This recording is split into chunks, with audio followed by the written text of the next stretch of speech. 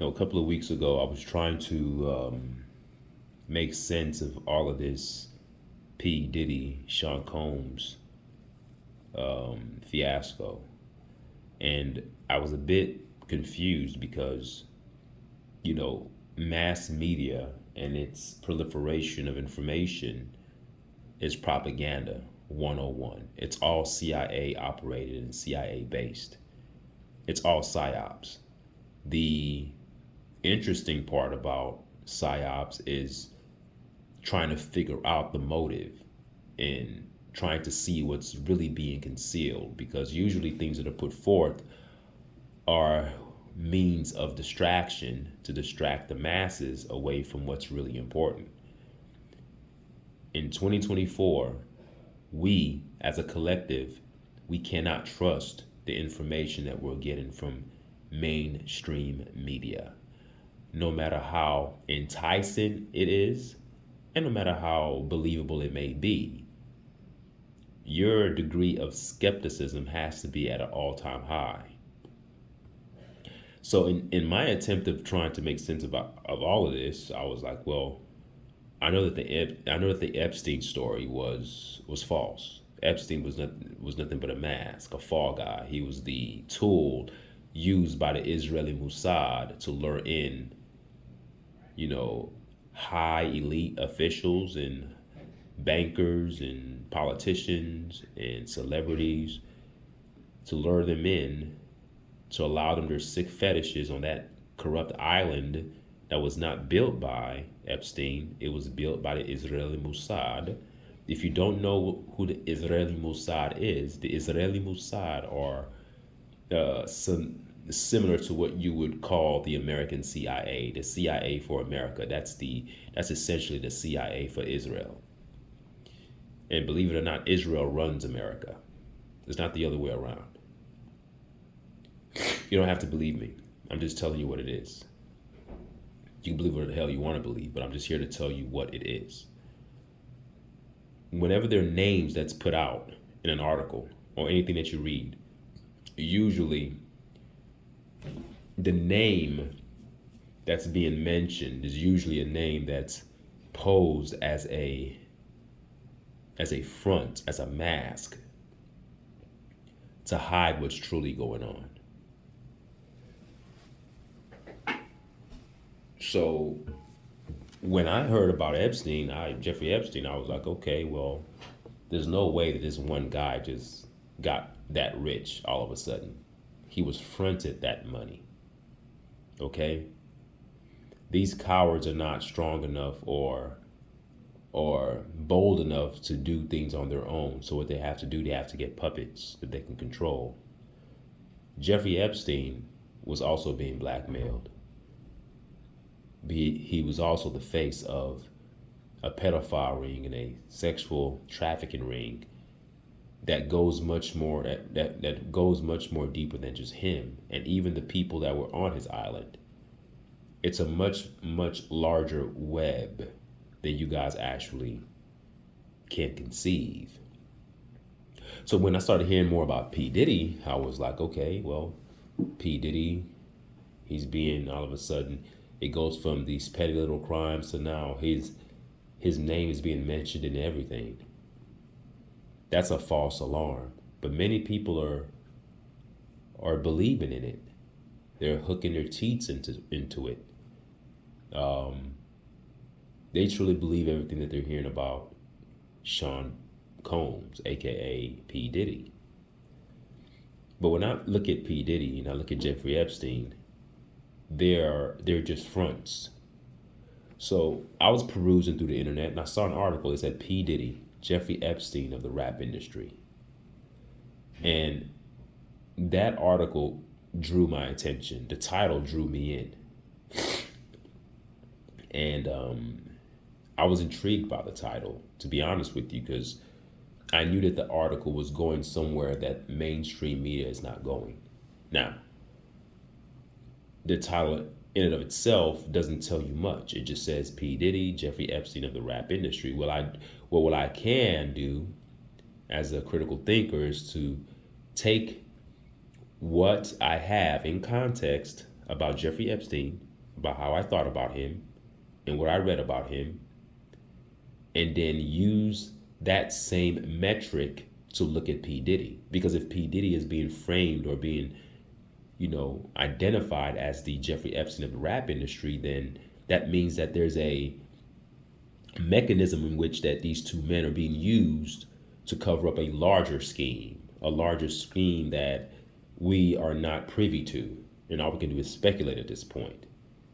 Jeffrey Epstein is not the evil guy. He's the face of it. Puff Daddy is not the evil guy. He's just the face of it. You're not going to see the people who are running the system. They just need to have faces to take the blame. These are what we call the fall guys.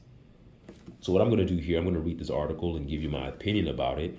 Whether you agree or disagree, I don't care. I'm just giving you my opinion about it. And you're free to think the way you want to think. Okay? Excuse me, I'm kind of stuffy here, so my voice is really not the same right now. Okay, the article says, the article is titled P. Diddy, Jeffrey Epstein of the rap industry.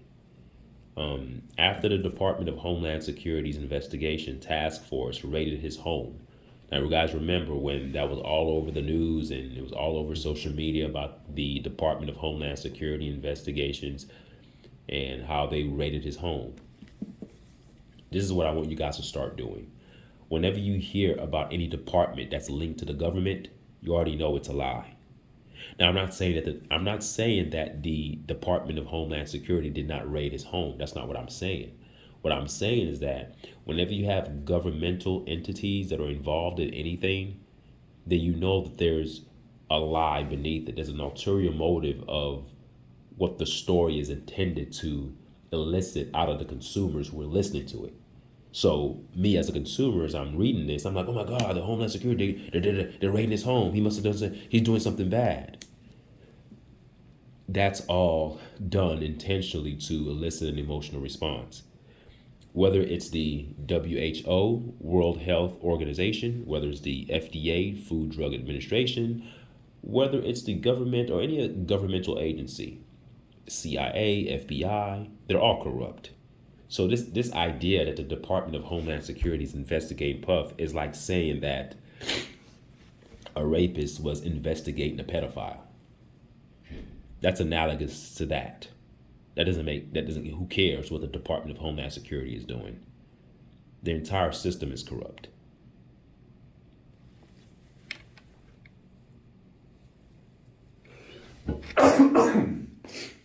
Excuse me. Okay, the entire system is corrupt.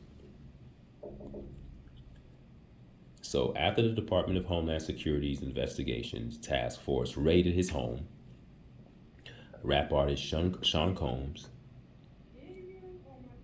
aka P. Diddy, has been in the news quite a bit. And he's been in the news so much that people are now using a saying called no Diddy. And if you say something that could be misconstrued as something that's pedophilic or perverse or sexual in nature, people like to say at the end of the term, no Diddy. I find that hilarious, but that's how much he's been in the news. And the more you look into the story, the bigger it gets. According to a recent lawsuit, Sean Combs, aka Puff Daddy, and several members of his staff have been accused of sexual assault, human trafficking, and operating a blackmail operation with children with hidden cameras that captured politicians, athletes, and members of the music industry in homosexual acts and other compromising positions. That I agree. That I believe. It's a blackmail ring. But Puff Daddy is being blackmailed too. He's being blackmailed too. He's the blackmailer of the sub blackmails. So he's the head of the people being blackmailed. So therefore he has to acquiesce to what these controllers want him to do. He's not operating on his free will to do these things. He's being blackmailed. So is Jeffrey Epstein. It's a sick world out there, people. People have sick fetishes. And if the Israeli Mossad can compromise the United States, and I don't even think they're even trying to compromise the United States. They're just taking men who have power and putting them in compromising positions and blackmailing them to do what they want them to do. So in order for me to get what I want, I'm going to blackmail you. Then, in the course of my blackmailing you, you're pretty much my puppet. I can do whatever I want. I could tell you to do anything, because if you don't follow my directive or follow my demands or follow my preferences, I will unveil your secrets to the world. And I think something must have happened with Sean Combs where he wasn't complying anymore. And now the devil has come to collect. When you make a deal with the devil will come to collect. And that's what's happening right here. Believe it or not. That I believe, that human trafficking, operating blackmail operations, hidden cameras and all that stuff, I believe all that stuff is going on. Athletes, celebrities, these guys are sick. Most of these people that you guys idolize are sick. You're sick.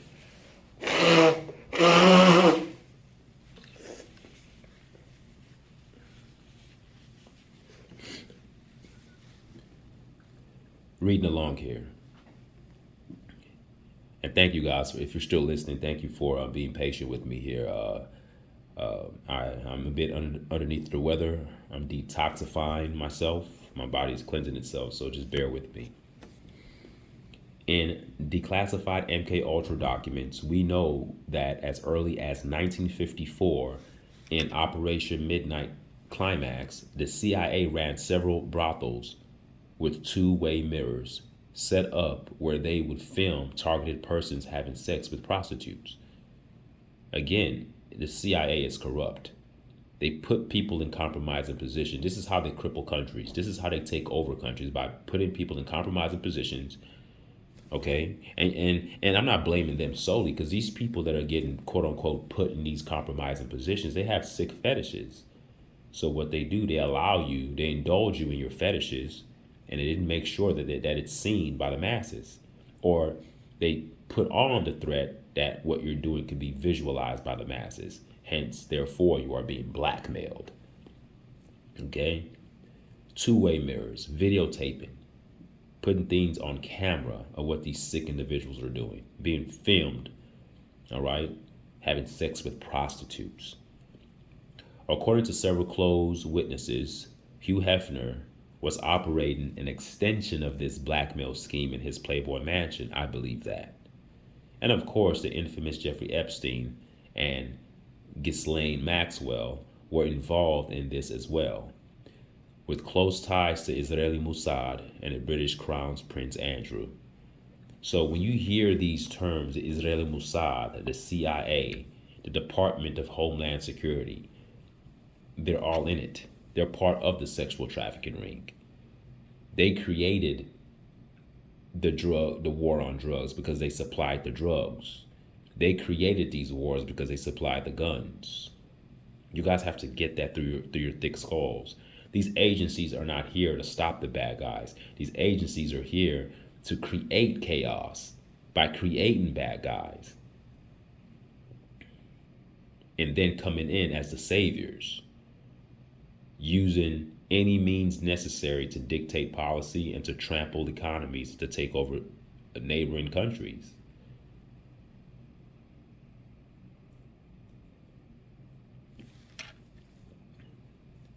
With close ties to Israeli Mossad and the British Crown's Prince Andrew, reading along here, Sean Combs, aka P. Diddy, has been using his friendship with Prince Harry to lure powerful people into his own blackmail operation. But it gets much worse than just blackmail. Again, I believe that Sean Combs is being blackmailed, was being blackmailed.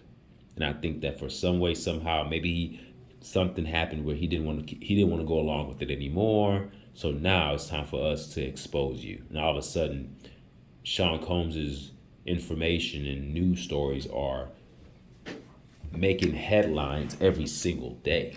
If not every day, at least weekly, we're hearing something about Sean Combs. Combs was allegedly drugging underage girls and trafficking them across state lines, and appears to be a pedophile. In a disturbing video, Sean Combs claims he adopted a young girl, Ava Baroni. who said that she was on the streets before he took her into his home. And this is what he said. He said, "Yes, it's breaking news. Diddy adopted a white child." This is Diddy saying this. I want you to tell them the story about how I adopted you. But you still have beautiful parents but you're my child also, but please tell the story." And that's what Sean Combs said. And this is Ava Baroni, the young girl's response to what Sean Combs said. She said, quote, "So I was living on the streets, and then Papa Combs," that's what she calls him. She calls him Papa Combs. Papa Combs decided that he would like to be a caring man. So then he saw me and decided to pick me up and said to come inside and play with his kids. That's what Ava Baroni said. You can take that the way you want to take it, but I'm just giving you the details of what was said. Back to the article. Sean Combs appears on Dan Snyder's TV series, All That, which notoriously employed several child predators who molested young actors on the set for years, all under the protected cover of Nickelodeon. Child 1, this is the transcript of what was said. "You know, in situations like this," then child actor 2 says, "Yes, yes." Child number 1 says, "I always ask myself, what would P. Diddy do?" And this was like a skit on Nickelodeon. So child number 2 says, "What would P. Diddy do?" Then child number 1 says, well, I don't know. Hey, let's ask him. What's up?" Then that's what Sean Combs says. P. Diddy says, "What's up?" Because they ask him. We can't wake up Shane." This is what child actor 2 says. And then Sean Combs says, "Well, tell you what. Take his toy helicopter, put it down his pants." Now, I will leave you to interpret that the way you want, but why would that be his response on the show? So all these things are hints at what type of person Diddy is. But I also believe that he's being blackmailed as well, because in order to be blackmailed, you have to have dark secrets. And I believe that his dark secrets were kept veiled for a very long time until recently, until maybe he was about to blow the cover, and now they're pinning everything on him. He's now the fall guy of this perversion.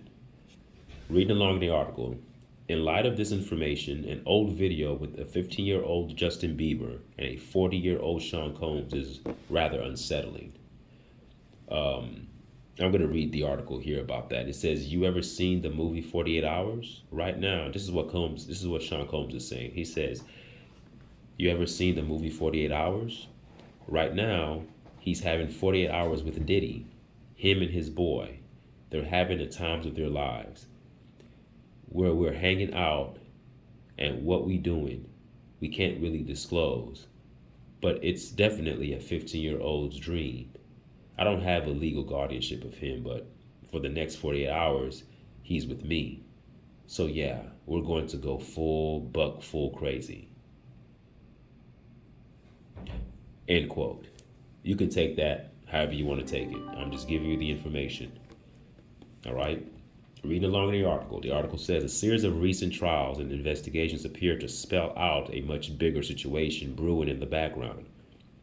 In April of last year, movie star Leonardo DiCaprio gave eyewitness testimony in federal court to support claims that Praz Michelle funneled over $20 million of stolen money from Malaysian billionaire Joe Low into Barack Obama's 2012 presidential campaign." I mean, it's corruption everywhere. Whether that's true or not, it wouldn't surprise me if that was true. Like, it's always stealing. You got to understand that we are funneled. We are under a corrupt government with all the taxes, with all the things that they're doing to us. So it's only fitting that the country runs based upon corruption, because the head is corrupt. If the head is corrupt, the body is corrupt. If the body is corrupt, the tail is corrupt. The whole entire system is corrupt. So the idea of stealing and penalizing people for theft, it's funny to penalize people for theft when the government that's supposed to be protecting us are stealing from us every day. The IRS steals from us every day. Taxes are illegal. But, you know, I can't tell you guys that. You guys believe in it. So what the hell do I know, right? But anyway, let me continue with this article. I digress. Leonardo DiCaprio's film, The Wolf of Wall Street, was funded with over $100 million of stolen money from Joe Lo. And Joe Lo is, I think he's a Korean or Japanese guy. His name is spelled Jho Lo. Joe Lo. That's his name.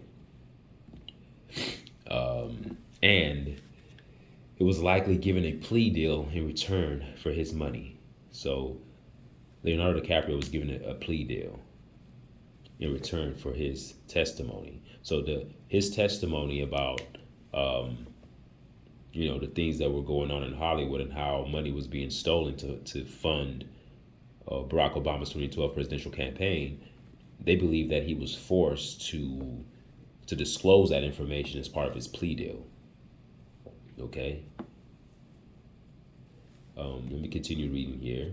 Only on July 17th, 2023, 27 years after he was murdered, Las Vegas police served a new search warrant as part of their ongoing Tupac Shakur homicide investigation. And I find that to be very funny because everybody knows who killed Tupac Shakur. The FBI were involved. Police was involved. So that's why a lot of the times, guys, when you read information or listen to information, you already have to know that the system is corrupt. So you're not, anytime you have an insertion of police, CIA, FBI, investigators, do know that either something is being hidden or the truth is already out there, but they have to give you a different version and give you a different story and frame that as the truth, take the real truth and hide it away and put it somewhere in the archives for the masses to never see it. So that's why truth is very hard to find in a world that's ran by corruption and lies. You're trying to tell me that no one knows who killed Tupac? The police were involved. The CIA, the FBI were involved. I don't know. I don't think the CIA, but I'm sure the FBI were involved. I'm going to continue reading this. I'll be right back.